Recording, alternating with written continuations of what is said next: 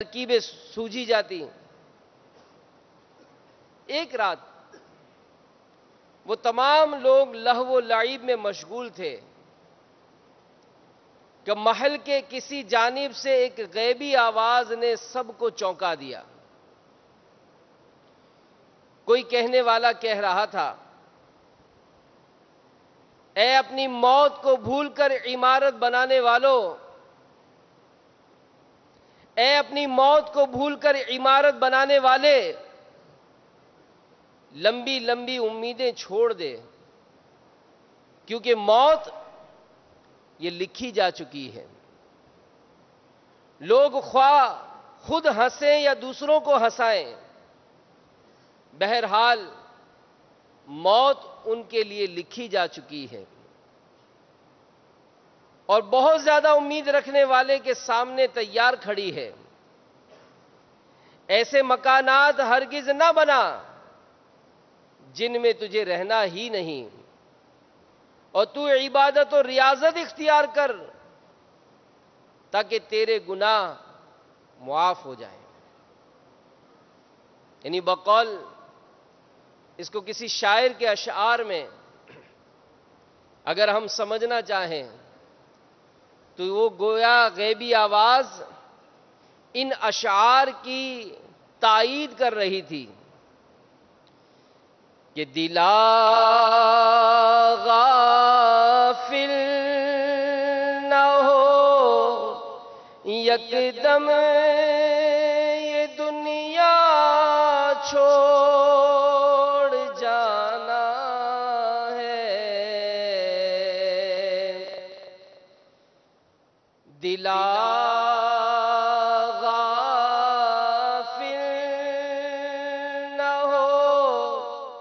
یکدم یہ دنیا چھوڑ جانا ہے.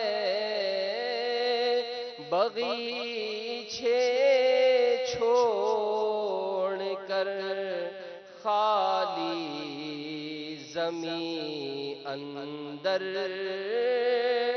سمانا ہے. بغیچے چھوڑ کر خالی زمین اندر سمانا ہے. تو اپنی موت کو مت بھول کر چلنے کا،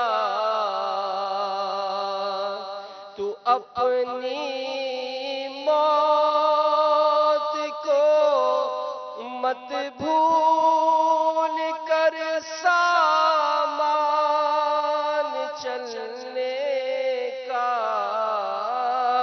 زمین کی خاک پر سونا ہے، اینٹوں کا سرہانا ہے. زمین کی خاک پر سونا ہے، اینٹوں کا سرہانا ہے. دلا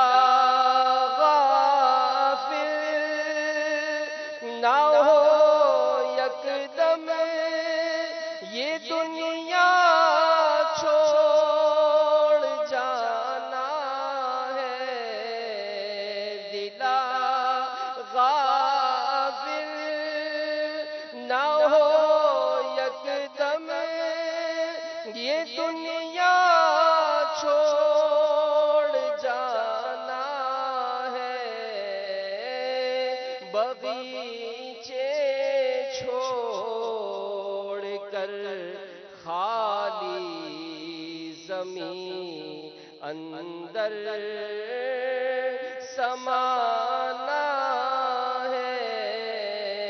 تو اس غیبی آواز نے بادشاہ اور اس کے تمام ہمراہیوں کو خوف میں مبتلا کر دیا۔ بادشاہ نے اپنے دوستوں سے کہا کہ جو غیبی آواز میں نے سنی کیا تم نے بھی سنی؟ سب نے یک زباں ہو کر کہا کہ جی ہاں ہم نے بھی سنی ہے۔ بادشاہ نے کہا جو چیز میں محسوس کر رہا ہوں کیا تم بھی محسوس کر رہے ہو؟ پوچھا آپ کیا محسوس کر رہے ہیں؟ کہا میں اپنے دل پر کچھ بوجھ محسوس کر رہا ہوں، مجھے لگتا ہے کہ یہ میری موت کا پیغام ہے۔ لوگوں نے کہا ایسی کوئی بات نہیں اللہ، ایسی کوئی بات نہیں، آپ کی عمر دراز اور اقبال بلند ہو، آپ پریشان نہ ہو۔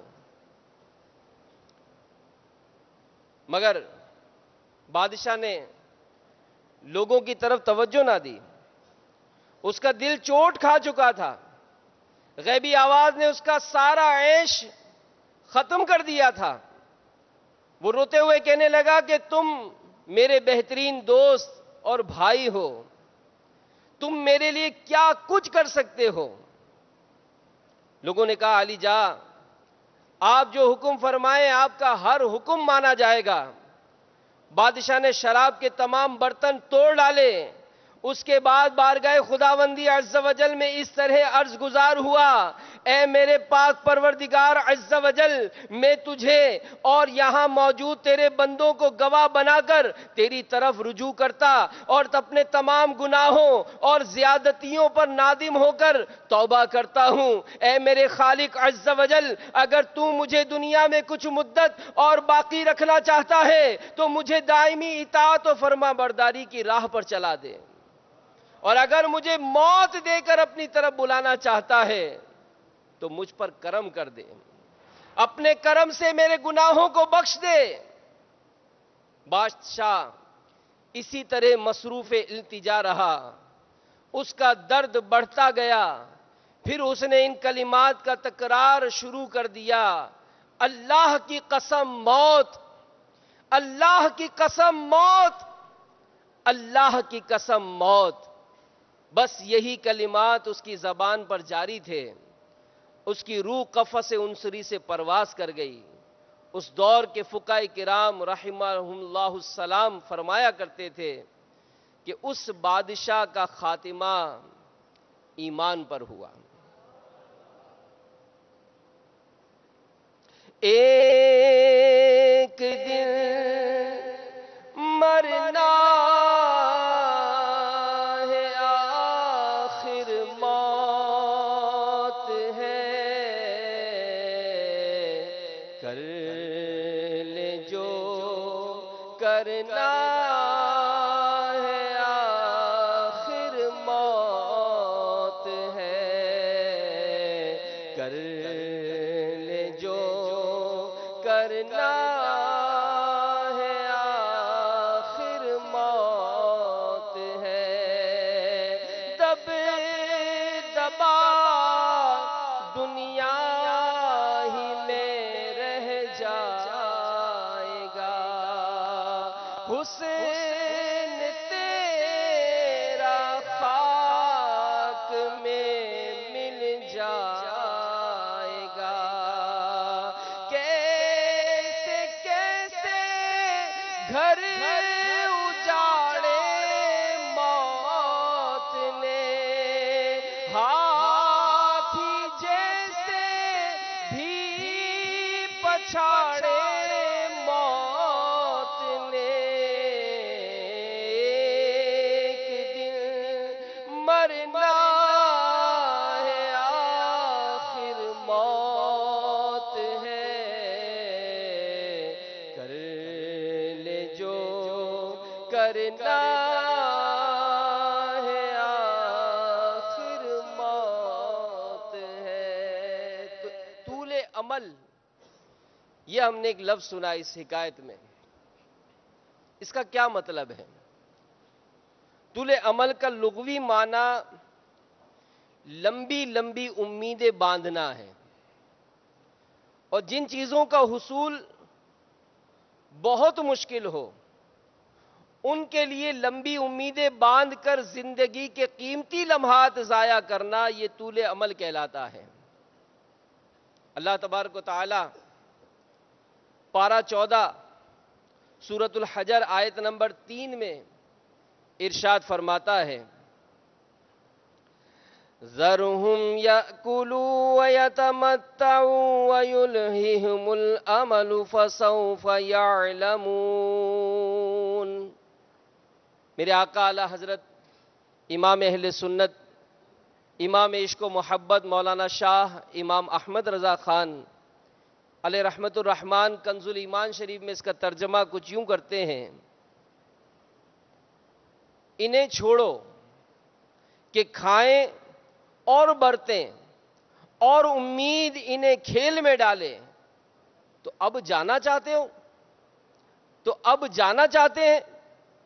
صدر الافاضل حضرت علامہ مولانا سید محمد نعیم الدین مراد آبادی علیہ رحمت اللہ الہادی خزانہ العرفان شریف میں اس آیت مبارکہ کے تحت فرماتے ہیں کہ اس میں تنبیہ ہے کہ لمبی امیدوں میں گرفتار ہونا اور لذات دنیا کے طلب میں غرق ہو جانا یہ ایماندار کی شان نہیں۔ حضرت مولا علی مشکل کشا علی المرتضی شیر خدا کرم اللہ تعالی وجہہ الکریم نے فرمایا کہ لمبی امیدیں یہ آخرت کو بھلاتی ہیں اور خواہشات کی اتباع یہ حق سے روکتا ہے۔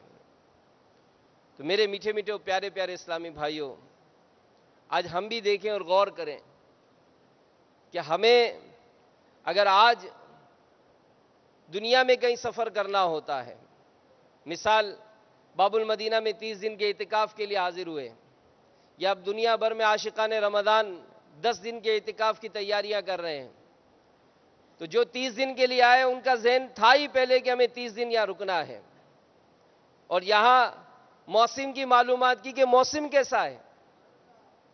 بھائی موسم جو ہے یہ گرم ہے، اگر یہی موسم ٹھنڈا ہوتا تو ظاہر ہے ہم آنے سے پہلے سردی کا بھی انتظام کرتے، کچھ اوڑھنے کے بھی لے آتے، کچھ گرم کپڑے بھی ساتھ ہوتے۔ بھائی خرچہ کتنا ہے؟ نہیں جی کھانا وغیرہ یہ سب تو یہاں پر مفت ہے، پھر بھی احتیاطاً کچھ رقم رکھ لی کہ مجھے 30 دن گزارنے کوئی ضرورت پڑے گی۔ تو اس طرح کا دنیا میں بھی کہیں سفر ہوتا ہے، تو اگر 10 دن کا سفر ہوتا ہے تو ہم 15 دن کی کچھ معاملات کر کے نکلتے ہیں، موسم کا خیال کرتے ہیں۔ تو میرے میٹھے میٹھے اسلامی بھائیوں، جب دنیا کے اس سفر میں ہمارا اس قدر اہتمام ہے تو آخرت کا سفر جو ہوگا، قبر کا جو ٹھہراؤ ہوگا، آخرت کے میدان محشر میں جو اٹھایا جائے گا، ان تمام معاملات کو پیش نظر رکھتے ہوئے ہماری کیا تیاری ہے؟ تو مولا علی رضی اللہ تعالی عنہ کا یہ قول دوبارہ سنیے کہ لمبی امیدیں یہ آخرت کو بھلاتی ہیں اور خواہشات کا اتباع یہ حق سے روکتا ہے۔ آج اگر کسی نوجوان کو داڑھی رکھنے کا پیغام دیا جاتا ہے کہ بھائی یہ سنت ہے اور داڑھی منڈانا حرام اور جہنم میں لے جانے والا کام ہے، نمازیں قضا نہ کریں، آپ شریعت کے مطابق زندگی گزارنے کی کوشش کریں، تو فوراً ذہن نہیں بنتا ہے کہ ابھی میری عمر ہی کیا ہے، بلکہ بعض اوقات تو ایسا ہوتا ہے کہ وہ نوجوان جو گناہوں بھری زندگی بسر کر رہا تھا، اگر وہ نیکی کے راستے پر چلنا شروع ہو جاتا ہے، اپنے آپ کو سنتوں کے سانچے میں ڈھالتا ہے، تو گھر کے بوڑھے بوڑھے افراد، گھر کے عمر رسیدہ افراد یہ کہتے ہوئے نظر آتے کہ ابھی تمہاری عمر کیا ہے، اور پھر بسا اوقات ذہن بنتا ہے کہ جوانی تو دیوانی ہوتی ہے، کچھ عیش کوشیاں کر لی جائیں، جب بوڑھے ہو جائیں گے تو پھر جناب عبادت کر لیں گے۔ اور یہاں پر تو بوڑھوں کو بھی عبادت کی طرف مائل نہیں دیکھا جاتا کہ گویا اس دنیا میں آج کوئی مرنے کے لیے تیاری نہیں ہے، ذہن یوں ہی بنتا ہے کہ جیسے ہمیں کبھی مرنا ہی نہیں ہے۔ امیر المومنین حضرت سیدنا علی المرتضی شیر خدا کرم اللہ تعالی وجہہ الکریم سے مروی ہے کہ سید المبلغین رحمت للعالمین صلی اللہ علیہ وآلہ وسلم کا فرمان عالی شان ہے، مجھے تم پر دو باتوں کا بہت زیادہ خوف ہے، خواہش کی پیروی کرنا اور لمبی لمبی امیدیں رکھنا۔ خواہش کی پیروی تو حق بات سے روکتی ہے، اور لمبی لمبی امیدیں یہ دنیا کی محبت میں مبتلا کر دیتی ہیں۔ یاد رکھو، بے شک اللہ عز و جل اسے بھی دنیا عطا فرماتا ہے جس سے محبت کرتا ہے، اور اسے بھی دیتا ہے جسے ناپسند کرتا ہے، مگر جب وہ کسی بندے سے محبت فرماتا ہے تو اسے ایمان کی دولت عطا فرماتا ہے۔ سن لو، کچھ لوگ دین والے ہیں اور کچھ دنیا والے، تم دین والے بنو، دنیا والے نہ بنو۔ یاد رکھو، دنیا پیٹ پھیر کر جا رہی ہے، جان لو آخرت قریب آ چکی ہے۔ خبردار، آج تم عمل کے دن میں ہو، اس میں حساب نہیں، ان قریب تم حساب کے دن میں ہوگے جہاں عمل نہ ہوگا۔ تو آخرت کی تیاری میرے میٹھے میٹھے اسلامی بھائیوں یہ آج کرنی ہے، لیکن ہم مال کی محبت میں اس قدر مصروف ہیں کہ آج تو چین سے ہم سے 5 ٹائم کی نماز بھی نہیں پڑھی جاتی۔ جی ہاں، نماز بھی نہیں پڑھی جاتی، بلکہ طویل عرصے تک یہ جو جینے کی امید ہے، علماء نے اس کو بھی ہرس لکھا ہے کہ یہ بھی ایک لالچی ہے شخص کہ جو طویل عرصے جینے کی خواہش رکھتا ہے، کہ انسان سوچتا ہے کہ میں زیادہ سے زیادہ مال جمع کر لوں تاکہ میرا بڑھاپا آرام سے کٹ جائے، حالانکہ زندگی کا تو ایک پل کا بھی بھروسہ نہیں، یعنی گویا ہم کل کی فکر میں لگے ہوئے ہیں جبکہ ہمیں پل کی بھی پتہ نہیں ہے کہ ایک پل میں ادھر سے ادھر ہے، ایک پل میں ادھر سے ادھر ہے، کتنی بے اعتبار ہے دنیا۔ زندگی نام رکھ دیا کس نے، زندگی نام رکھ دیا کس نے، موت کا انتظار ہے دنیا۔ تو نئے رنگیے تماشوں کے خبر ہے، سگے اتار مگر دل سے کیوں الفت نہیں جاتی۔ رسول بے مثال بی بی آمنہ کے لال صلی اللہ علیہ وآلہ وسلم نے ایک موقع پر ارشاد فرمایا، اے لوگو، کیا تمہیں شرم نہیں آتی؟ تو حاضرین نے عرض کی، یا رسول اللہ صلی اللہ علیہ وآلہ وسلم کس بات سے؟ فرمایا، جمع کرتے ہو جو نہ کھاؤ گے، اور عمارت بناتے ہو جس میں نہ رہو گے، اور وہ آرزویں باندھتے ہو جن تک نہ پہنچو گے، اس سے شرماتے نہیں؟ تو کتنے ایسے ہیں کہ جو واقعی بینک بیلنس جمع کرتے ہیں، بہت مال کماتے ہیں، آپ کے بھی مشاہدے میں آئے ہوں گے، ہم بھی دنیا میں دیکھتے ہیں کہ دولت ہے ان کے پاس، مال ہے ان کے پاس، طرح طرح کے انواع و اقسام کے لذیذ لذیذ کھانے ان کے دسترخوان پہ سجائے جاتے ہیں، لیکن سیٹھ صاحب کو شوگر ہو گئی ہے، سیٹھ صاحب میٹھا نہیں کھا سکتے، سیٹھ صاحب کو مزید اس میں دل کے مسائل ہیں، سیٹھ صاحب تیل اور گھی میں پکی ہوئی چیزیں نہیں کھا سکتے، سیٹھ صاحب کو اور بھی اندرونی امراض ہیں جس کے سبب یہ مرچیں بھی نہیں کھا سکتے۔ گویا لذیذ لذیذ غذائیں دسترخوان پر لگی ہیں لیکن کھا نہیں سکتے۔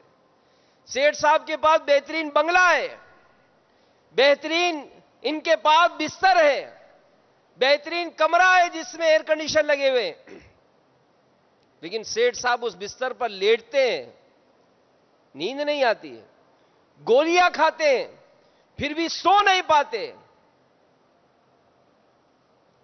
تو امیر اہل سنت اپنے رسالے پراسرار بھکاری میں بڑی پیاری مثال ارشاد فرماتے ہیں۔ آپ فرماتے ہیں کہ مال سے، دولت سے خوبصورت پلنگ تو خریدا جا سکتا ہے، لیکن اس مال سے نیند نہیں خریدی جا سکتی، اس مال سے دوا تو خریدی جا سکے گی، لیکن اس مال سے شفا نہیں ملتی ہے. اس مال سے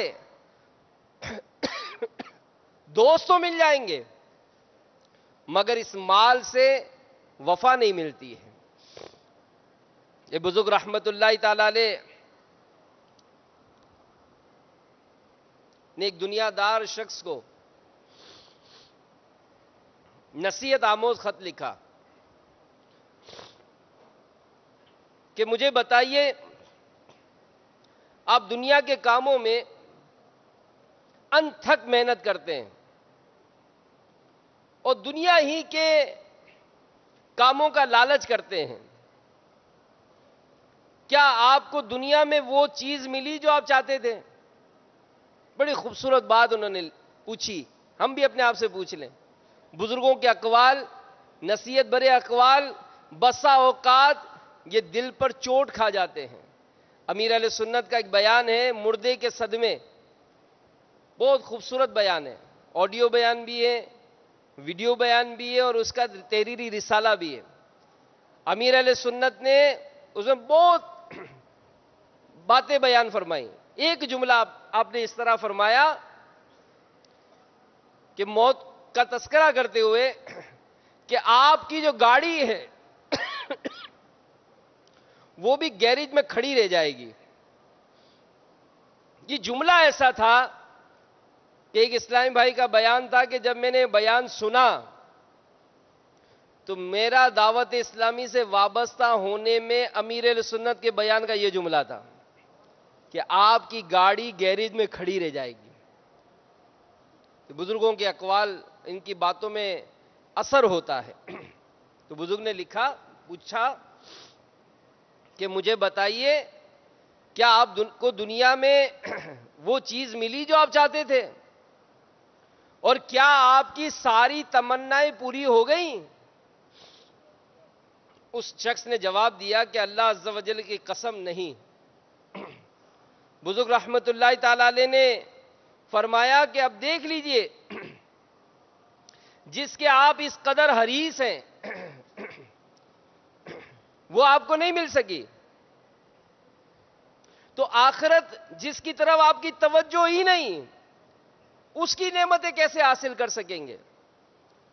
میرے خیال میں آپ صرف ٹھنڈے لوہے پر ضرب لگا رہے ہیں. تو میرے میٹھے میٹھے اور پیارے پیارے اسلامی بھائیوں، مدنی چینل کے ناظرین، واقعی لمبی امیدیں، زیادہ جینے کی امید، یہ انسان کو بہت سارے معاملات میں پیچھے کر دیتی ہے.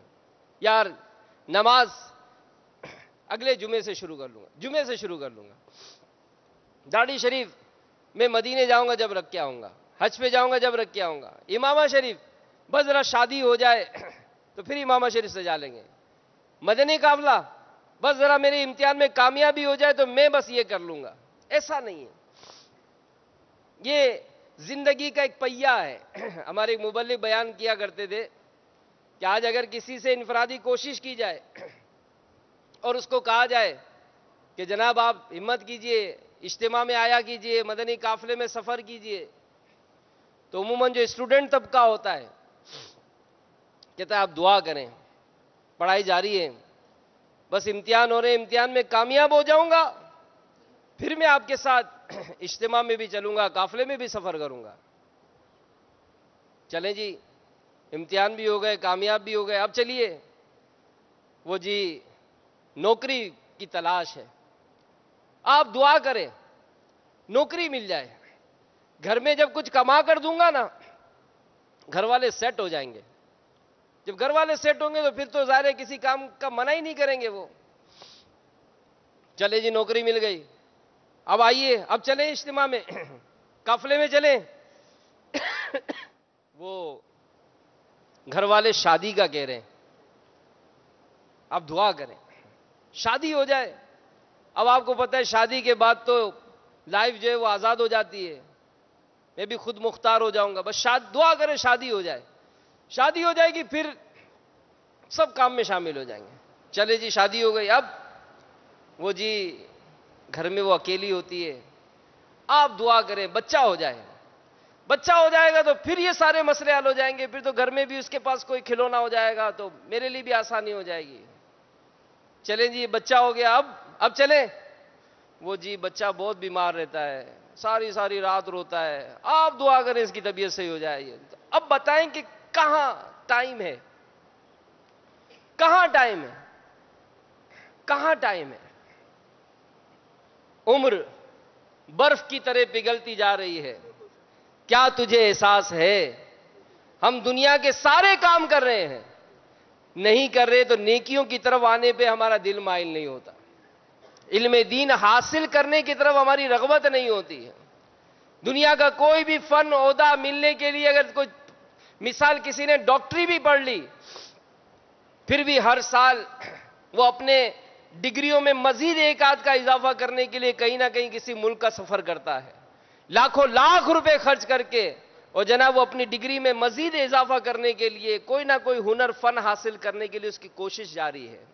اس ڈاکٹر صاحب کو کہا جائے کہ ڈاکٹر صاحب آپ نے دنیا کی کتابیں پڑھی ہیں, آپ کو ہزاروں دوائیوں کے نام بمائے اسپیلنگ یاد ہیں, ڈاکٹر صاحب 6 کلمے بھی یاد کیے.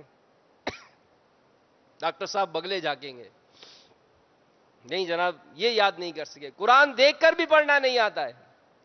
انجینئر صاحب بن گئے, بڑی بڑی بلڈنگیں آپ ڈیزائن کر رہے ہیں, بلکہ کوئی آپ کو اگر پلاٹ دکھائے کہ جناب یہ میرا 500 گز کا پلاٹ ہے, میں اس پہ 3 منزلہ عمارت بنانا چاہتا ہوں, وہ انجینئر صاحب فوراً اس پہ ڈیزائن بنائیں گے, مارکنگ کریں گے, فوراً کیلکولیشن کر کے بتا دیں گے کہ آپ کو اس پلاٹ پر اتنی بجری چاہیے, اتنا سیمنٹ چاہیے, اتنا لوہا چاہیے, اور اس کی کنسٹرکشن پر اتنا آپ کا خرچہ ہوگا. ساری کیلکولیشن وہ انجینئر صاحب آپ کو بتا دیں گے. لیکن انجینئر صاحب جس قبر میں آپ کو دفنایا جائے گا, کیا اس کا سائز پتا ہے آپ کو؟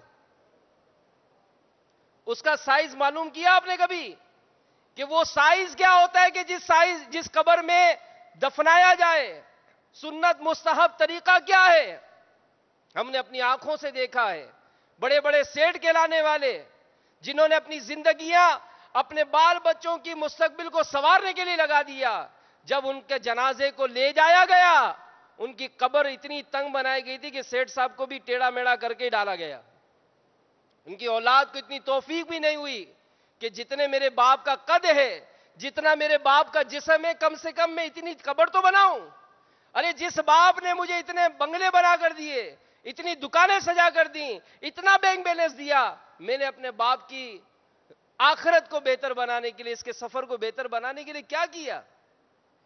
تو میرے میٹھے میٹھے اور پیارے پیارے اسلامی بھائیوں, یہ لمبی لمبی امیدیں انسان کو غافل کر دیتی ہیں. حضرت سیدنا امام غزالی علیہ رحمت اللہ القوی فرماتے ہیں, طول عمل یعنی لمبی امیدیں نیکی و طاعت کی راہ میں رکاوٹ ہیں, نیز ہر فتنے اور شر کا باعث ہیں. لمبی امیدوں میں مبتلا ہو جانا ایک لا علاج مرض ہے جو لوگوں کو اور بہت سے امراض میں مبتلا کر دیتا ہے. تو اب اس کا علاج کیا ہے؟ دعوت اسلامی کے اشاعتی ادارے مکتبۃ المدینہ کی مطبوعہ ایک بڑی پیاری کتاب باطنی بیماریوں کی معلومات, بہت ہی خوبصورت کتاب ہے یہ.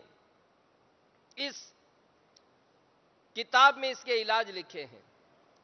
ایک علاج تو یہ کہ لمبی امیدوں کا پہلا سبب حب دنیا یعنی دنیا کی محبت ہے. جب بندہ دنیا سے اس قدر مانوس ہو جائے کہ دنیاوی خواہشات, لذتوں اور معاملات کا جدا ہونا اس کے دل پر ناگوار گزرے, تو اس کا دل اس موت کے بارے میں غور و فکر سے رک جاتا ہے جو دنیاوی خواہشات و لذتوں سے جدائی کا سبب ہے. کہ جب موت ہوتی ہے, باپا فرماتے ہیں نا کہ انسان کے 4 دوست ہیں, 4 دوست ہیں. ایک دوست تو وہ ہے جو اس کی موت تک اس کا ساتھ دیتا ہے. ایک دوست وہ ہے, انسان کے 3 دوست ہیں. حدیث پاک کا خلاصہ مدنی مذاکرے میں بیان فرمایا تھا. انسان کے 3 دوست ہیں. ایک دوست تو وہ جو اس کی موت تک ساتھ دیتا ہے. دوسرا دوست وہ جو اس کو قبر تک ساتھ دے گا. اور تیسرا دوست وہ جو قبر میں بھی اس کے ساتھ آئے گا. پھر وضاحت فرمائی کہ پہلا دوست اس کا مال. جب تک بندہ زندہ ہے اپنے مال سے فائدہ اٹھا سکتا ہے. جیسے ہی اس کی دنیا سے رخصت ہوئی اب یہ مال اس کا نہ رہا, اب یہ مال اس کے وارثوں کا ہے. دوسرا دوست اس کے عزیز و قارب, اس کے دوست احباب, اس کی اولاد, جو اس کو نہلا دھلا کر کفن پہنا کر کندھے پہ لاد کر قبر کے اندر تو ڈال دیں گے, قبر میں کوئی نہیں آئے گا. پھر تیسرا دوست اس کے اعمال جو اس کے قبر میں بھی ساتھ آئیں گے. اب اگر وہ اعمال اچھے ہوئے تو قبر جنت کا باغ بنا دی جائے گی, اور اگر وہ اعمال برے ہوئے تو قبر جہنم کا گڑھا بنا دی جائے گی. تو جو چیز انسان کو ناپسند ہوتی ہے اسے خود سے دور کرنے کی کوشش کرتا ہے, جبکہ یہی انسان بیکار قسم کی آرزوؤں میں مصروف نظر آتا ہے اور چاہتا ہے کہ ہر کام خواہشات کے مطابق ہو جائے. لہذا دنیا میں ہمیشہ رہنا اس کی اصل چاہت ہوتی ہے, اور اسی وجہ سے مسلسل انہی خیالات میں گھرا رہتا ہے. اپنے دل میں گھر بار, بیوی بچے, دوست احباب, مال و دولت, دیگر تمام اسباب کو ضروری سمجھتا ہے. پھر اسی سوچ میں اس کا دل جم جاتا ہے اور یوں موت کو بھول جاتا ہے. یہ پہلا مطلب اس کا مرض کی نشاندہی ہوئی ہے کہ ایسا کیوں ہوتا ہے. پھر اس کا علاج یہ ہے کہ قیامت کے دن اور اس میں پہنچنے والے سخت عذاب اور ملنے والے بہت بڑے ثواب پر ایمان لائے. جب اس پر یقین کامل ہو جائے تو دل سے دنیا کی محبت نکل جائے گی, کیونکہ عمدہ چیز کی محبت دل سے گھٹیا چیز کی محبت نکال دیتی ہے. جب بندہ دنیا کو حقارت اور آخرت کو پسندیدہ نگاہوں سے دیکھے گا تو دنیا کی جانب توجہ کرنے میں ناگواری محسوس کرے گا, اگرچہ مشرق و مغرب کی بادشاہت ہی سے کیوں نہ دے دی جائے. وہ کس طرح دنیا پہ خوش ہوگا, یا اس کا دل دنیا کی محبت میں کیسے جگہ بنا سکے گی, جبکہ اس کا دل میں تو آخرت پر ایمان پختہ ہو چکا ہوگا. ہم اللہ سے دعا کرتے ہیں کہ دنیا کو ہماری نظروں میں ایسی ہی وقت دے جیسی اس نے اپنے نیک بندوں کی نظروں میں دی. یعنی جس کے سامنے آخرت کا معاملہ پیش نظر ہوگا نا, وہ بسا اوقات اپنے دنیاوی معاملات کو بھی کمتر سمجھے گا. جیسے آج 30 دن کا اعتکاف جس نے کر لیا, یا چند قرآن پاک کی تلاوت ہو گئی, یا جناب ذکر و اذکار کر دیے, یا مال ملا اس میں صدقہ و خیرات ادا کر دی, تو انسان چوڑا ہو جاتا ہے. انسان چوڑا ہو جاتا ہے کہ بھائی سارا مہینے کا اعتکاف کیا, پورے ماہ کا, اور جناب میں تو اتنے نوافل پڑھ رہا ہوں, میری تو کوئی تہجد بھی نہیں گئی, اشراق چارج میں کافی عرصے سے پڑھ رہا ہوں, اور رجب شعبان کے بھی روزے رکھے میں نے. تو اب یہ ہمارا انداز ہے. ایک بزرگ رحمت اللہ تعالی علیہ کے بارے میں دعوت اسلامی کے اشاعتی ادارے مکتبۃ المدینہ کی کتاب خوف خدا عز و جل میں ایک حکایت لکھی ہے کہ آپ کپڑا بنا کرتے تھے, کپڑے کے تاجر تھے, کپڑا بنایا کرتے تھے. ایک مرتبہ بڑی محنت کے ساتھ آپ نے کپڑا تیار کیا اور بازار میں جا کر تاجر کو کپڑا دکھایا کہ بھئی یہ کپڑا ہے اور اس کی یہ قیمت ہے. کپڑے کی قیمت زیادہ بتائی کیونکہ بڑی محنت سے تیار کیا تھا. تاجر نے جب اس کپڑے کو دیکھا تو اس کپڑے کے نقائص اس نے بیان کرنے شروع کیے. تو کہا کہ یہ کپڑا تو اتنا قیمتی نہیں ہے, بلکہ یہ تو اسی طرح معمولی قیمت کا ہے.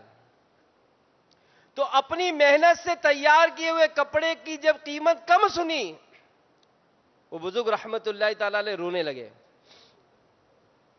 اب اتنا بڑا آدمی بازار میں رونا شروع کرے تو تاجر بڑا پریشان ہو گیا اور عرض کی کہ حضور خدارا آپ یہ روئیں نہیں, آپ کو جو رقم چاہیے وہ رقم لے لیں.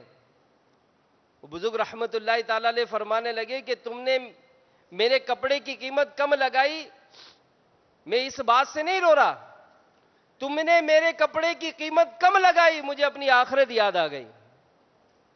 کہا حضور اس میں آخرت کا تذکرہ کہاں سے آیا؟ آپ نے فرمایا کہ میں نے اپنی بڑی توجہ بڑی محنت کے ساتھ اس کپڑے کو تیار کیا، یہ سوچ کر بازار لایا کہ اس کی میری بہت اچھی قیمت ملے گی، اور جب ایک ماہر نے دیکھا تو اس کے سارے نقائص دکھا کر اس کپڑے کو بہت گھٹیا کر دیا۔ تو میں نے اپنے دل میں کہا کہ آج میں تو اپنے تئیں بڑی نمازیں پڑھ رہا ہوں، ذکر و اذکار کر رہا ہوں، تلاوت قرآن کر رہا ہوں، اعتکاف کر رہا ہوں، نیکی کی دعوت دے رہا ہوں، خوب صدقہ و خیرات کر رہا ہوں، لیکن قیامت کے دن جب رب تعالیٰ کی بارگاہ میں میرے یہ اعمال پیش ہوں گے، اس وقت اگر رب تعالیٰ نے ارشاد فرما دیا کہ تیری نمازوں میں یہ خرابی ہے، تیرے قرآن کے پڑھنے میں یہ خرابی ہے، تیرے صدقہ و خیرات کرنے میں یہ خرابی ہے، اور اس وقت اگر میری عبادتیں میرے منہ پر مار دی گئیں تو میرا کیا بنے گا؟ یہ ان کی سوچ ہوتی تھی۔ یہ عبادت کر کے بھی اپنے آپ کو ڈرایا کرتے تھے، اور ہم اپنا حال دیکھیں کہ ہمارے پاس ہے کیا، ہم عبادت میں کس قدر مستغرق رہتے ہیں، کس طرح مستعد رہتے ہیں کہ اذان ہوئی کیا ہم اپنا کام چھوڑ کر حی علی الصلاۃ کی پکار پر لبیک کہتے ہوئے کیا مسجد میں حاضر ہوتے ہیں؟ کیا پہلی صف حاصل کرنے کی یا اگلی صف حاصل کرنے کی ہمیں حرص ہوتی ہے؟ سارا دن اپنے فضولیات کے کاموں میں مصروف رہتے ہیں، کیا چند 100 مرتبہ درود پاک پڑھنے کا بھی کوئی ذہن ہے ہمارا؟ اذانیں ہوتی ہیں اور جناب ہمیں بتایا گیا کہ ہر کلمے پر 2 لاکھ نیکیاں ملتی ہیں، کیا اس ثواب کو حاصل کرنے کے لیے ہماری کوئی رغبت ہے؟ اتنی زندگی گزر گئی، اتنی کتابیں پڑھ لیں، آج تک صحیح طور سے قرآن پڑھنا نہیں سیکھا، کیا دل میں کبھی اس کا رنج ہوا؟ ہم کو اتنے فرض علوم پر ہم پر عائد ہو گئے، کیا ہم نے کبھی اس کو سیکھنے کی کوشش کی؟ اگر خود سیکھ بھی لیا تو اپنے گھر بار، اپنے محلے، اپنے علاقے، اپنے شہر، اپنے ملک، اس میں اس نیکی کے کام کو آگے بڑھانے کے لیے کیا ہم نے کبھی اپنا ذہن بنایا؟ اپنے آپ کو تھوڑا سا قربانی دے کر، کچھ مشقت کر کے کیا ہفتہ وار اجتماع میں ہم گاڑی بھر کر لے جانے کے کوئی صورت بناتے ہیں کہ دعوت اسلامی کے مدنی ماحول میں تو لوگوں کی تقدیریں بدلتی ہیں؟ میں اگر کسی کو اجتماع میں لے گیا، ہو سکتا ہے یہ سنتوں کے راستے پر چل جائے، میرے لیے ثواب جاریہ ہو جائے، کیا کبھی ہم نے اس کے لیے کوششیں کرنا شروع کی؟ یا ہمارا انداز یہ کہ جناب فلانے نے نہیں کیا تو میں بھی کیوں کروں، فلانا قافلے میں نہیں جاتا میں بھی کیوں کروں، فلانا یوں کرتا ہے میں بھی کیوں کروں؟ ارے اللہ کے بندے، کیا دنیا کو دکھانے کے لیے کام کرنا ہے یا مجھے اپنی آخرت کے لیے کام کرنا ہے؟ تو نیکی کی دعوت کا کام بہت ضروری ہے میٹھے میٹھے اسلامی بھائیوں۔ آج مسلمان عملی طور پر گناہوں میں کہ امی گڑھے میں گرتا چلا جا رہا ہے، مسلمان شرابیں پی رہے ہیں، مسلمان بدکاریاں کر رہے ہیں، سود کا لین دین کرنے والے مسلمان، رشوت کا لین دین کرنے والے مسلمان، بے حیائی کے کام کرنے والے مسلمان۔ آج مسلمان جو عورتیں کہلاتی ہیں پردے سے دور ہیں، مسلمان عورتیں جو کہلاتی ہیں شرابیں پیتی ہیں، بدکاریاں کراتی ہیں۔ اس پورے معاشرے کی اصلاح آخر کیسے ممکن ہوگی جب تک ہم اور آپ سب مل کر اپنی ذمہ داری پوری ادا نہیں کریں گے؟ تبدیلی کیسے آئے گی؟ تو اے دعوت اسلامی کے عالمی مدنی مرکز فیضان مدینہ میں اعتکاف کی سعادت حاصل کرنے والے عاشقان رمضان، آپ دیکھ ہی رہے ہیں، امیر اہل سنت کے مدنی مذاکرے، مبلغین کے بیانات، نگران شورا کی تربیت، یہ کیا ہم کو احساس دلاتی ہے کہ واقعی مدنی کام کرنے کی بہت ضرورت ہے۔ تو ہمت کیجئے، نیت کیجئے کہ انشاءاللہ میں جس سطح پر اپنے آپ کو مصروف کروں گا، انشاءاللہ اس میں نیکی کی دعوت کی دھومیں مچاؤں گا انشاءاللہ۔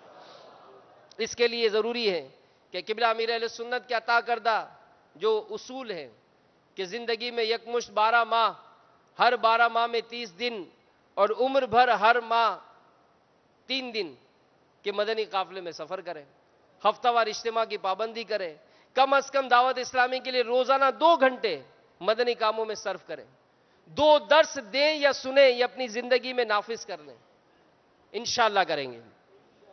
دوسرا جو اس کا علاج فرمایا کہ لمبی امیدوں کا دوسرا سبب یہ جہالت ہے۔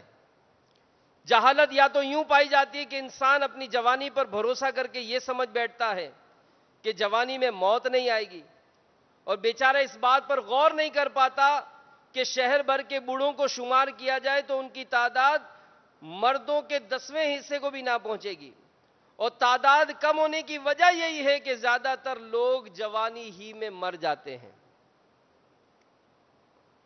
ایک بوڑھا مرتا ہے تو 1000 بچے اور جوان مر رہے ہوتے ہیں۔ یہ جہالت یوں پائی جاتی ہے کہ صحت مند رہنے کی وجہ سے موت نہیں آئے گی، اچانک موت آ جاتی ہے۔ اس کا علاج یہ بیان ہوا کہ اپنا ذہن یوں بنائے کہ جس طرح دوسرے مرتے ہیں میں بھی مروں گا، میرا بھی جنازہ اٹھایا جائے گا، مجھے بھی قبر میں ڈال دیا جائے گا، اور شاید میری قبر کو ڈھانپنے والی سلیں یہ تیار کی جا چکی ہوں گی۔ کبھی مرنے والے کی انتقال کی خبر سنتے ہیں، حضرات ضروری اعلان سنیے، مسجدوں میں اعلان سنتے ہیں نا، تصور تو کریں کیا وہ وقت نہیں آئے گا جب ہمارا بھی اعلان ہو رہا ہوگا؟ آج کسی کا انتقال ہوتا ہے تو ہم جناب غسل کے لیے، کفن کے لیے بھاگ دوڑ کر رہے ہوتے ہیں۔ تصور کریں کبھی ہمارا انتقال ہوگا تو ہمارے لیے بھی کوئی قبر کھدانے کے لیے جا رہا ہوگا، کوئی غسل دینے کی فکر کر رہا ہوگا۔ آج جس طرح دوسروں کو غسل دیتے ہیں کہ بالکل اس طرح سویا ہوا ہے جیسے نیند میں، لیکن اس کو ہل جل نہیں سکتا، یہ ہم ہی ہلا رہے ہیں، ہم ہی غسل دے رہے ہیں۔ اس کا قیمتی لباس اتار کر اس کو کورے لٹھے کا وہ کفن پہنایا جاتا ہے جو فٹ پاتھ پر مرنے والے لاوارث کو پہنایا جاتا ہے۔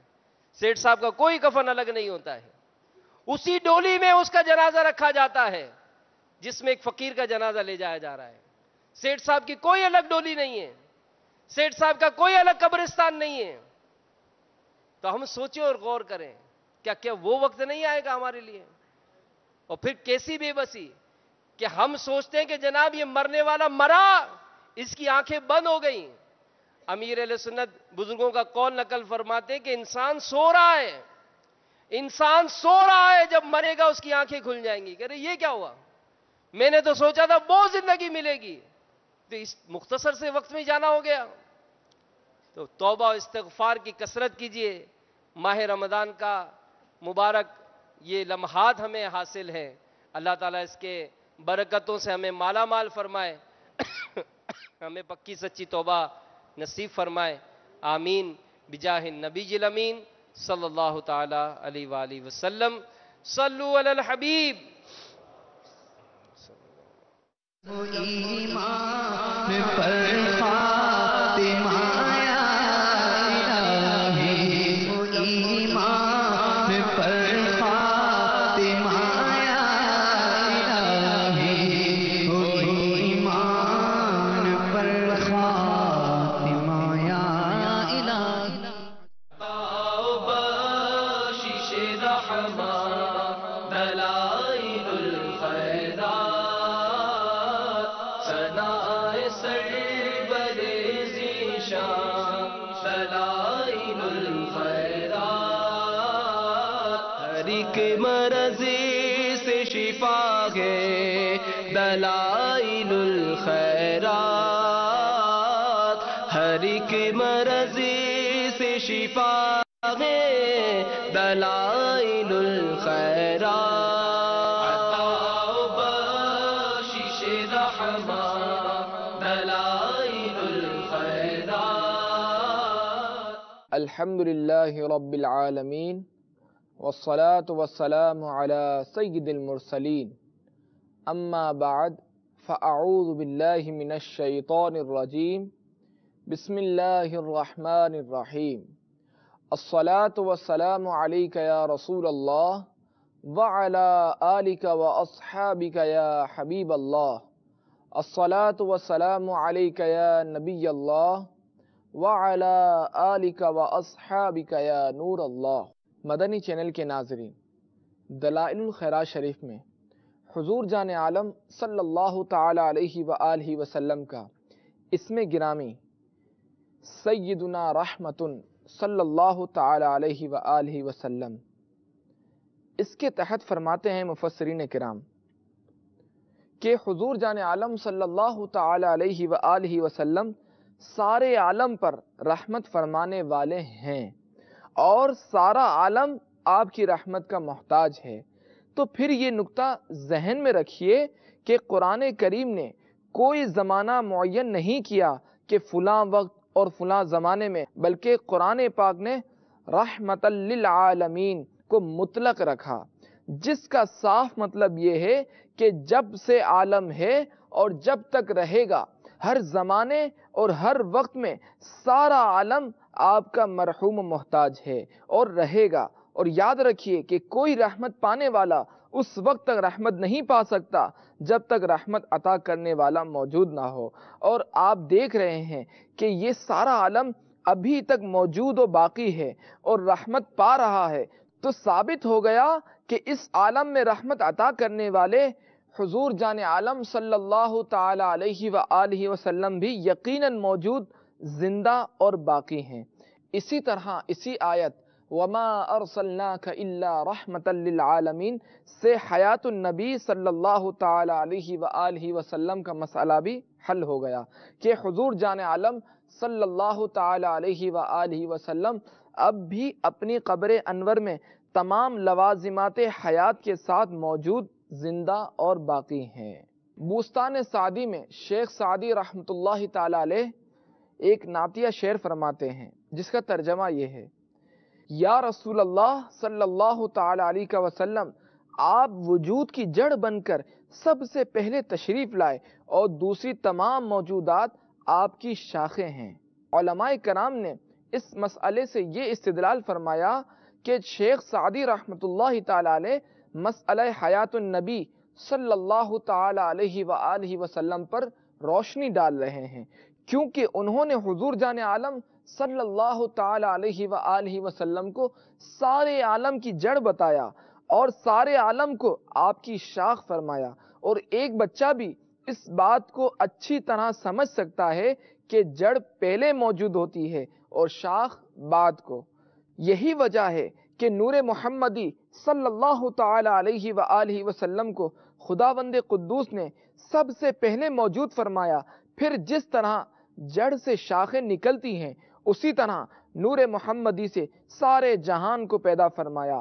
اور یہ بات بھی ہر عاقل و نادان جانتا ہے کہ اگر کسی درخت کی جڑ کٹ جائے تو اس کی تمام شاخیں فوراً مرجھا کر فنا ہو جاتی ہیں، تو اگر حضور جان عالم صلی اللہ تعالی علیہ وآلہ وسلم کو معاذ اللہ مردہ اور مٹی میں مل جانے والا مان لیا جائے تو گویا سارے عالم کی جڑ کٹ گئی، پھر سارا عالم کس طرح باقی رہ سکتا ہے؟ لہٰذا عالم جب شاخ ہے تو اس کی بقا کے لیے ضروری ہے کہ اس کی جڑ یعنی حضور جان عالم صلی اللہ تعالی علیہ وآلہ وسلم بھی زندہ و باقی اور موجود رہیں گے۔ تو گویا حضرت شیخ سعدی رحمۃ اللہ تعالی علیہ کے اس شعر کا حاصل مطلب یہ ہوا کہ حضور جان عالم صلی اللہ تعالی علیہ وآلہ وسلم موجود ہوئے تو سارا عالم موجود ہوا، اور حضور جان عالم صلی اللہ تعالی علیہ وآلہ وسلم اگر موجود نہ رہیں تو سارا عالم بھی موجود نہیں رہے گا۔ وہ جو نہ تھے تو کچھ نہ تھا، وہ جو نہ ہو تو کچھ نہ ہو، جان ہے وہ جہان کی، جان ہے تو جہان ہے۔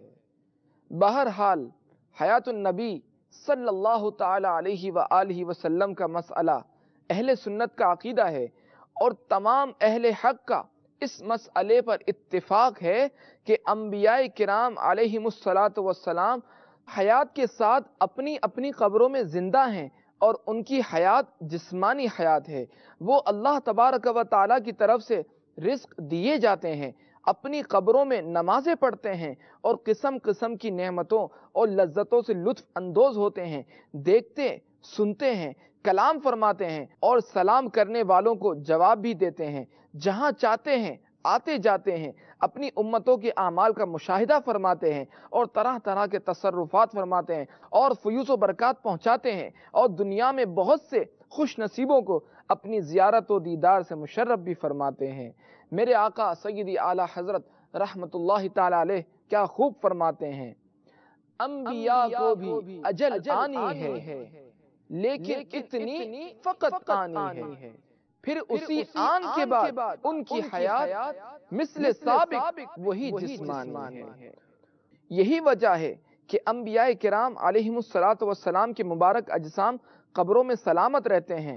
روایت ہے کہ حضور جان عالم صلی اللہ تعالی علیہ وآلہ وسلم نے ارشاد فرمایا کہ تم لوگ جمعہ کے دن بکثرت درود پاک پڑھا کرو، کیونکہ تمہارا درود شریف میرے سامنے پیش کیا جاتا ہے۔ بعض صحابہ کرام علیہم رضوان نے عرض کیا کہ یا رسول اللہ صلی اللہ تعالی علیہ وسلم، ہمارا درود شریف آپ کے سامنے کس طرح پیش کیا جائے گا؟ قبر میں تو آپ کا جسم شریف بکھر چکا ہوگا۔ تو حضور جان عالم صلی اللہ تعالی علیہ وآلہ وسلم نے ارشاد فرمایا کہ ان اللہ حرم علی الارض ان تأکل اجساد الانبیاء، بے شک اللہ تبارک و تعالی نے حرام فرما دیا ہے زمین پر کہ وہ انبیاء کرام کے اجسام کو کھائے۔ اور دوسری روایت میں ہے کہ فنبی اللہ حی یرزق، کیونکہ اللہ کا نبی زندہ ہے اور اس کو روزی بھی ملتی ہے۔ مزید روایت میں آتا ہے الانبیاء احیاء فی قبورہم یصلون، یعنی انبیاء کرام اپنی قبروں میں زندہ ہیں اور وہاں نماز بھی پڑھتے ہیں۔ سبحان اللہ سبحان اللہ، کیسی کیسی کھلی ہوئی دلیلیں ہیں کہ وفات کے بعد تمام حضرات انبیاء کرام بالخصوص حضور سید الانبیاء علیہم الصلاۃ والسلام اپنی جسمانی حیات کے ساتھ مع تمام لوازم حیات کے ساتھ زندہ ہیں۔ میرے آقا سیدی اعلیٰ حضرت کیا خوب فرماتے ہیں، تو زندہ ہے واللہ، تو زندہ ہے واللہ، میری چشم عالم سے چھپ جانے والے۔ صلو علی الحبیب صلی اللہ تعالی علی محمد۔ مدنی چینل کے ناظرین، حضور جان عالم صلی اللہ تعالی علیہ وآلہ وسلم سارے جہان کو رحمت عطا فرمانے والے ہیں، اور اس پر سیر حاصل گفتگو آپ نے ابھی سنی، اور سارا عالم آپ کی رحمت سے فیضیاب ہے۔ اور یہ بھی میں عرض کر چکا ہوں کہ سارا عالم ازل سے ابد تک حضور جان عالم صلی اللہ تعالی علیہ وآلہ وسلم کی رحمت سے فیض پاتا رہا ہے اور پاتا رہے گا۔ اب یہ نکتہ بھی ذہن نشین کر لیجئے کہ رحمت فرمانے والے کے لیے یہ ضروری ہے کہ وہ جن پر رحمت فرماتا ہے ان کا علم بھی رکھتا ہو، کیونکہ رحمت فرمانے والا جن چیزوں کو جانتا ہی نہیں ہوگا ان پر رحمت کس طرح فرمائے گا؟ تو اسی آیت وَمَا أَرْسَلْنَاكَ إِلَّا رَحْمَةً لِلْعَالَمِينَ سے یہ بھی ثابت ہوتا ہے کہ حضور جان عالم صلی اللہ تعالی علیہ وآلہ وسلم ازل سے ابد تک ساری کائنات عالم اور تمام مخلوقات الہیہ کو جانتے اور پہچانتے ہیں، کیونکہ اگر وہ سارے جہان کو نہ جانیں تو پھر سارے جہان پر رحمت کس طرح فرمائیں گے؟ لہٰذا جب یہ ایمان ہے کہ آپ رحمت للعالمین ہیں تو اس بات کا بھی یقین کرنا پڑے گا کہ آپ عالم العالمین بھی ہیں، یعنی آپ سارے عالم کو جانتے ہیں اور سب کو اپنی رحمت سے سرفراز فرماتے ہیں۔ کیوں نہ ہو کہ خداوند عالم نے ارشاد فرمایا وَعَلَّمَكَ مَا لَمْ تَكُنْ تَعْلَمْ وَكَانَ فَضْلُ اللَّهِ عَلَيْكَ عَظِيمًا۔ ترجمہ کنز ایمان، تمہیں سکھا دیا جو کچھ تم نہ جانتے تھے اور اللہ کا تم پر بڑا فضل ہے۔ اب اگر کوئی شخص حضور جان عالم صلی اللہ تعالی علیہ وآلہ وسلم کو رحمت للعالمین تو تسلیم کرے اور عالم کا ما کان و ما یکون نہ مانے تو وہ ایسا ہی ہے کہ دھوپ اور دن کی روشنی کو تسلیم کرتا ہے مگر سورج کا وجود کا انکار کر رہا ہے۔ صلو علی الحبیب صلی اللہ تعالی علی محمد۔ بہر کیف میں عرض کر رہا تھا کہ قرآن مجید فرقان حمید میں وما ارسلناک الا رحمتا للعالمین فرما کر یہ بتلا دیا کہ حضور جان عالم صلی اللہ تعالی علیہ وآلہ وسلم سارے عالم کو اپنی رحمت کا فیض پہنچا رہے ہیں، اور ہر دور اور ہر زمانے میں سارا عالم حضور جان عالم صلی اللہ تعالی علیہ وآلہ وسلم کی رحمت کا محتاج و مرہون منت ہے۔ عالم ملک ہو یا عالم ملکوت، عالم ملائکہ ہو یا عالم جن و انس، جمادات ہو، نباتات کی دنیا ہو یا حیوانات کا عالم، غرض سارا عالم آپ کی رحمت سے فیضیاب ہوئے۔ اب آئیے چند مثالیں بھی عرض کرتا چلوں کہ حضور جان عالم صلی اللہ تعالی علیہ وآلہ وسلم کی رحمت سے عالم کو کس کس طرح حصہ مل رہا ہے۔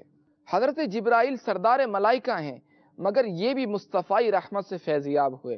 منقول ہے کہ ایک مرتبہ حضور جان عالم صلی اللہ تعالی علیہ وآلہ وسلم نے حضرت جبرائیل امین سے دریافت فرمایا کہ اے جبرائیل، آپ کو میری رحمت سے کیا خاص حصہ ملا؟ تو حضرت جبرائیل عرض کرنے لگے کہ یا رسول اللہ صلی اللہ تعالی علیہ وسلم، میں تمام انبیاء کرام علیہم السلام کے پاس وحی لے کر جاتا رہا اور تمام زندگی خدا کی بندگی کرتا رہا ہوں، مگر میں شیطان کا انجام دیکھ کر اپنے خاتمے کی طرف سے مطمئن نہ تھا۔ لیکن اے رحمت عالم، میں جب آپ کی خدمت میں وحی لانے لگا تو رب کریم نے میرے بارے میں یہ فرمایا کہ ذی قوت عند ذی العرش مکین مطاع ثم امین، جو قوت والا ہے مالک عرش کے حضور عزت و جلال والا، وہاں اس کا حکم مانا جاتا ہے، امانت دار ہے۔ یعنی جبرائیل دربار الہی میں صاحب مرتبہ ہیں، مقتدا ہیں، امین ہے۔ اس آیت کے نزول کے بعد مجھے اپنے خاتمہ بالخیر کا یقین ہو گیا کہ آپ کی رحمتوں میں سے مجھے یہ جو رحمت عطا کی گئی ہے، یہ سب رحمتوں اور نعمتوں سے میرے نزدیک بڑھ کر ہے۔ مدنی چینل کے ناظرین، مومنین پر تو مصطفی رحمت کا کیا کہنا۔ قرآن مجید فرقان حمید میں ارشاد باری تبارک و تعالی ہے، بالمؤمنین رؤوف الرحیم، مسلمانوں پر کمال مہربان۔ اہل ایمان کی ذرا سی تکلیف رحمت للعالمین کو بے چین و بے قرار کر دیتی ہے۔ عزیز علیہ ما عنتم، گواہ ہے کہ امت پر ذرا سی مشقت بھی حضور جان عالم صلی اللہ تعالی علیہ وآلہ وسلم کے لیے ناقابل برداشت۔ آخرت میں نہایت ہی بلند درجات جو اہل ایمان کو عطا ہوئے، یہ سب کیا ہیں؟ یہ سب رحمت للعالمین صلی اللہ تعالی علیہ وآلہ وسلم ہی کا صدقہ ہے، ورنہ ظاہر ہے کہ یہ امت سب امتوں سے کمزور، عمریں کم، اعمال کم، پھر بھی کنتم خیر امہ کا شرف اور خیر الامم کا خطاب ملا، یہ حضور جان عالم صلی اللہ تعالی علیہ وآلہ وسلم کی رحمت ہی کا صدقہ ہے۔ اور آخرت کے بارے میں تو کیا پوچھنا، روایت میں ہے کہ جس وقت قیامت میں سب اگلی امتوں اور اگلے انبیاء کے ساتھ دو نور ہوں گے، مگر جب حضور جان عالم صلی اللہ تعالی علیہ وآلہ وسلم کی امت مومنہ کا گزر ہوگا تو اس شان سے ہوگا کہ ہر مومن کے آگے آگے دو نور چل رہے ہوں گے۔ قرآن مجید فرقان حمید میں ارشاد باری تعالی ہے، نورہم یسعی بین ایدیہم وبایمانہم، ان کا نور دوڑتا ہوگا ان کے آگے اور ان کے داہنے۔ سب سے پہلے یہی امت دیدار الہی سے مشرف ہوگی، سب سے پہلے یہی امت جنت میں داخل ہوگی اور ملائکہ ان کا استقبال فرماتے ہوئے تحفہ مبارکباد پیش کریں گے۔ مومنین ہی پر حضور جان عالم صلی اللہ تعالی علیہ وآلہ وسلم کی رحمت محدود نہیں، کفار بھی آپ کی رحمت سے محروم نہیں رہے۔ کون نہیں جانتا کہ اگلی امتوں پر ان کی بدعمالیوں کی وجہ سے دنیا ہی میں عذاب آ جاتا تھا اور وہ بالکل برباد کر دی جاتی تھیں۔ قوم عاد کو ہوا اڑا کر لے گئی، قوم سمود زلزلہ سے برباد کر دی گئی، قوم لوط کی بستیاں الٹ پلٹ کر دی گئیں، قوم نوح طوفان میں غرق کر دی گئی، بنی اسرائیل کے مجرمین خنزیر و بندر بنا کر ہلاک کر دیے گئے۔ قرآن مجید فرقان حمید میں ارشاد باری تبارک و تعالی ہے، وَكَمْ قَصَمْنَا مِنْ قَرْيَةٍ كَانَتْ ظَالِمَةً وَأَنشَأْنَا بَعْدَهَا قَوْمًا آخَرِينَ۔ ترجمہ کنز الایمان، اور کتنی ہی بستیاں ہم نے تباہ کر دیں کہ وہ ستمگار تھیں اور ان کے بعد اور قوم پیدا کی۔ مگر آؤ اور رحمت للعالمین کے رحمت کا جلوہ دیکھو۔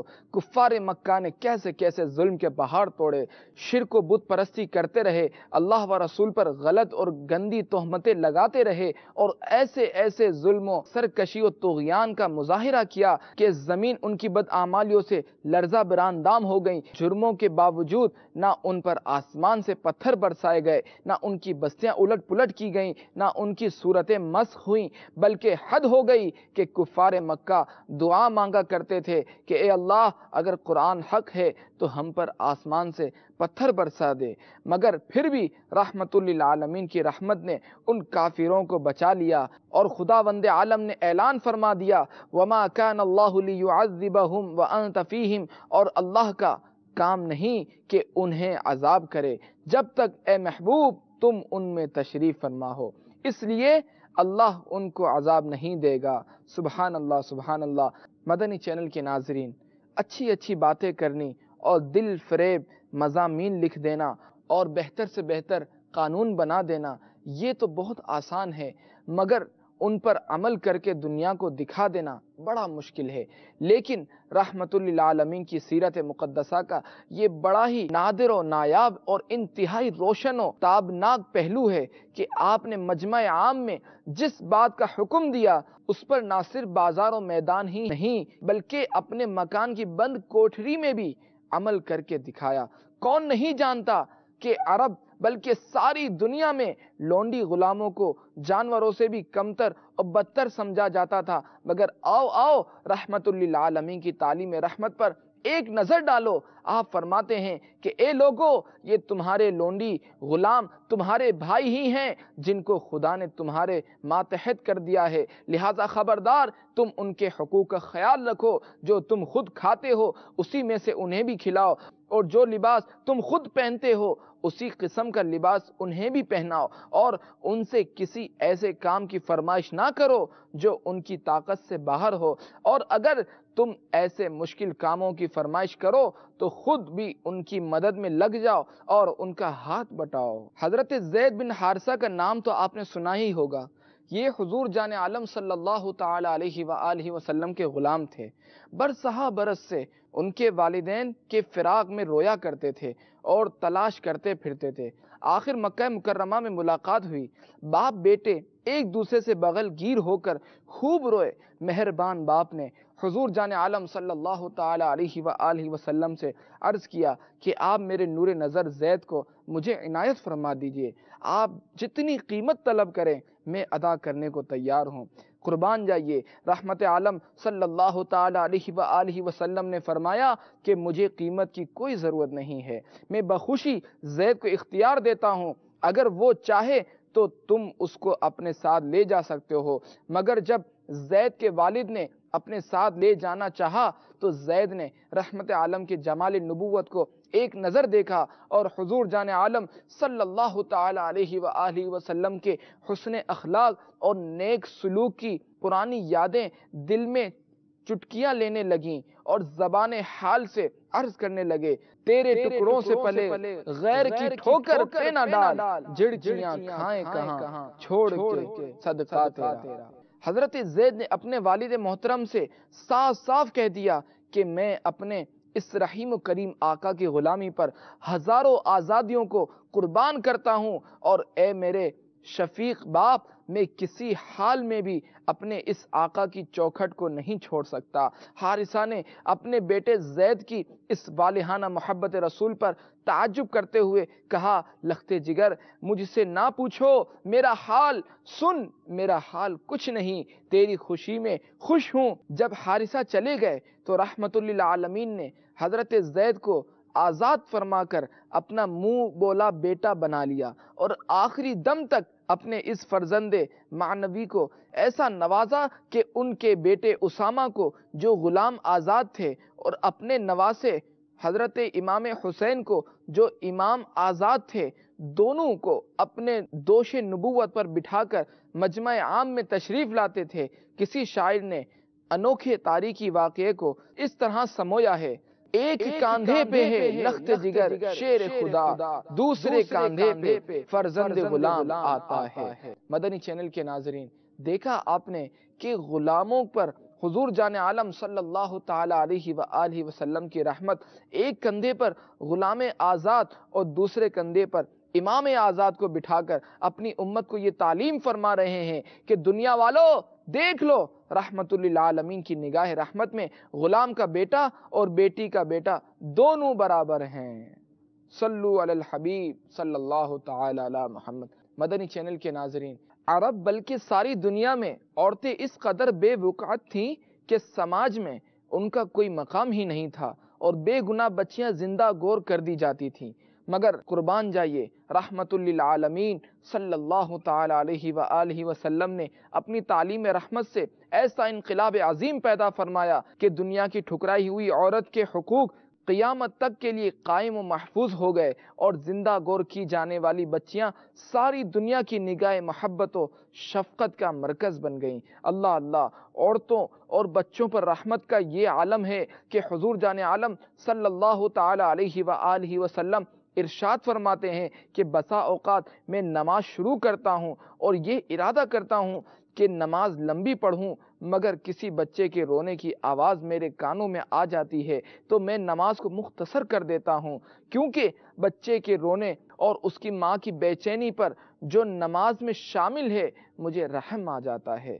مدنی چینل کے ناظرین، رحمت عالم نور مجسم شاہ بنی آدم صلی اللہ تعالی علیہ وآلہ وسلم نے صرف انسانوں ہی پر رحم کا حکم نہیں فرمایا، بلکہ آپ اس قدر مہربان تھے کہ اپنی امت کو جانوروں اور درختوں پر بھی رحم کرنے کا حکم فرمایا، اور ارشاد فرمایا خبردار بے زبان جانوروں پر ان کی طاقت سے زیادہ بوجھ نہ لادو اور نہ بلا ضرورت انہیں مارو، اور اگر مارنے ہی کی ضرورت پڑ جائے تو ہرگز جانوروں کے چہروں پر نہ مارو، اور ان جانوروں کے گھاس چارہ اور دانہ پانی میں ہرگز کمی و کوتاہی نہ کرو۔ کسی جانور کو بھوکا پیاسا ذبح مت کرو اور نہ کم تیز چھری سے ذبح کرو، بلکہ ہر طرح ذبیحہ کو راحت پہنچاؤ۔ اور درختوں کے بارے میں ارشاد فرمایا کہ بلا ضرورت ہرے بھرے درختوں خصوصاً پھل والے درختوں کو ہرگز مت کاٹو، اور ان درختوں کو بھی مت کاٹو جو سرے راہ ہیں اور مسافر جن کے نیچے سایہ حاصل کرتے ہیں۔ حضور رحمت للعالمین صلی اللہ تعالی علیہ وآلہ وسلم کی رحمت کا کہاں تک شمار کیا جائے۔ اب ایک حدیث سن لیجئے جس سے آپ کو رحمت للعالمین کی تعلیم رحمت کا جلوہ نظر آ جائے گا۔ ارشاد فرماتے ہیں تم زمین والوں پر رحم کرو، آسمانوں کا مالک تم پر رحم کرے گا۔ اور ایک حدیث میں تو یہاں تک ارشاد فرمایا کہ لا یرحم اللہ من لا یرحم الناس، یعنی جو لوگوں پر رحم نہیں کرے گا اللہ تبارک و تعالی اس پر بھی رحم نہیں فرمائے گا۔ اللہ تبارک و تعالی سے دعا ہے کہ ہمیں حضور جان عالم صلی اللہ تعالی علیہ وآلہ وسلم کی رحمتوں سے مزید مالا مال فرمائیں، اور آپ کے ارشادات مبارکہ پر عمل کرنے کی توفیق عطا فرمائیں۔ دلائل الخیرات شریف کا روزانہ ایک حزب پڑھنے کی توفیق عطا فرمائیں۔ آمین آمین بجاہ النبی الامین صلی اللہ تعالی علیہ وآلہ وسلم۔ دلائل الخیرات ثنائے سرور ذیشان، دلائل الخیرات ہر ایک مرض سے شفا ہے، دلائل الخیرات ہر ایک مرض سے شفا ہے، دلائل الخیرات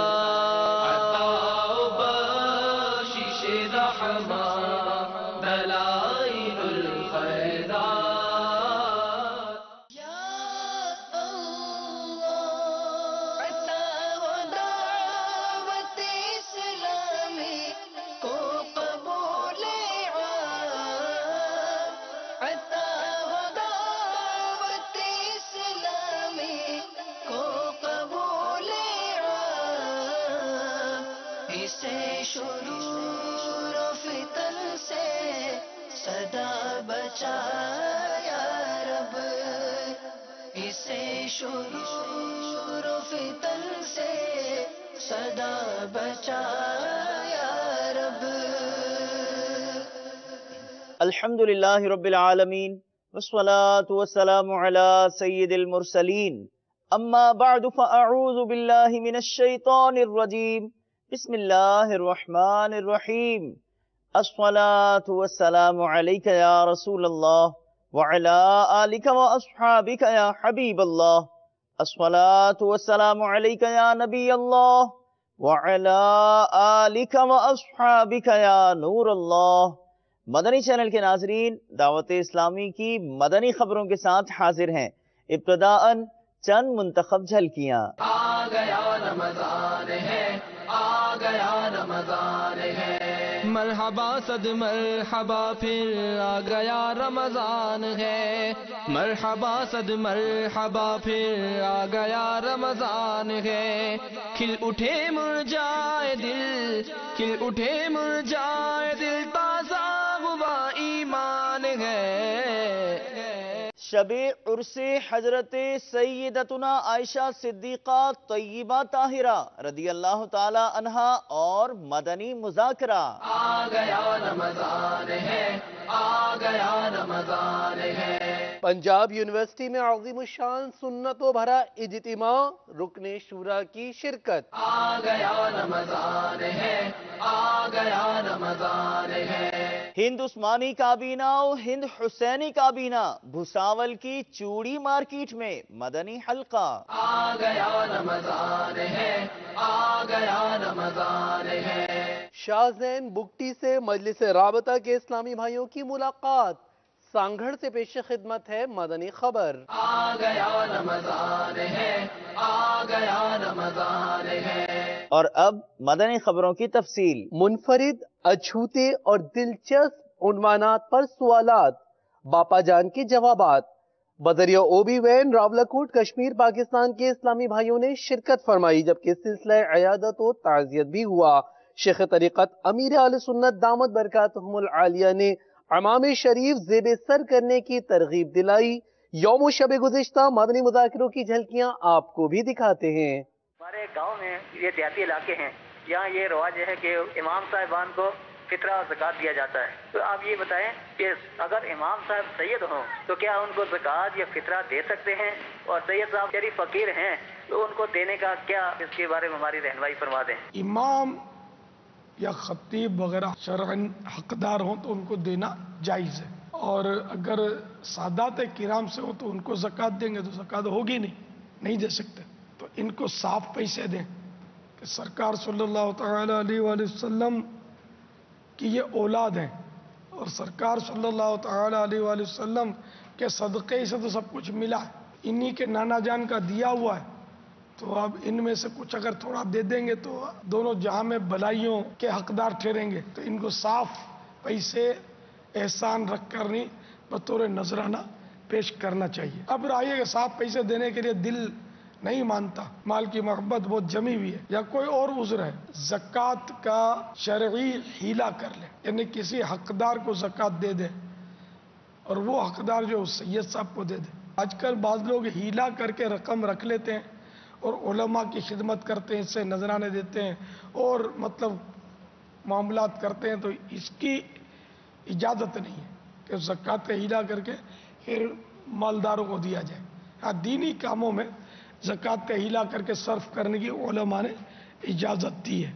یہ عورتوں کی جماعت ہو سکتی ہے اور عورتیں عید کی نماز پڑھ سکتی ہیں یا نہیں؟ ہاں، عورتوں کو جماعت سے نماز پڑھنے کی اجازت نہیں ہے، البتہ نسبی محارم